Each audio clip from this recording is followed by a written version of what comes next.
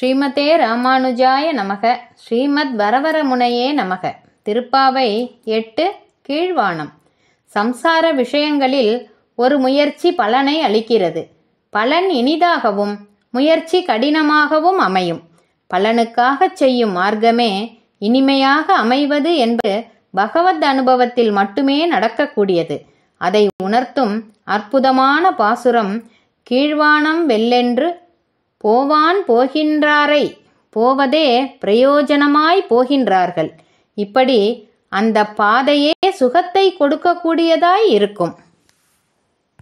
அர்ச்சிராதிகதி. ஒரு ஆத்மா பிரகிருதியை நீக்கி அப்ராகிருதமான பரமபதத்தில் பரமபதநாதனுடைய கைங்கரிய சாம்ராஜ்யம் அடைதல் இந்த மார்க்கமே. அந்த ஆத்மாவுக்கு அத்தனை ஆனந்தத்தை கொடுக்க வல்லதாய் மார்க்கமே இனிமையாய் அமையக்கூடியது. அக்ரூர யானம். கண்ணனை கூட்டிக் கொண்டு வா என்று கம்சன் அக்ரூரரை நியமிக்க, அவர் கண்ணனை சேவிக்கப் போகிறோம், சர்வலோக நாயகனான எம்பெருமானை சேவிக்கப் போகிறோம், இன்றுதான் பிறந்த பயனை அடைந்தேன் என்று மிகவும் சந்தோஷப்பட்டார். அவர் மதுரா முதல் பிருந்தாவனம் வரை கண்ணனை சேவிக்க மேற்கொண்டு யாத்திரை மிக இனிமையாக இருந்தது. திருவேங்கட யாத்திரை. பக்தர்கள் திருவேங்கட யாத்திரை செய்ய முற்படும் போது அதற்காக செய்யும் முயற்சிகள் தொடங்கி எல்லாம் இனிமையானதாக அமைகிறது.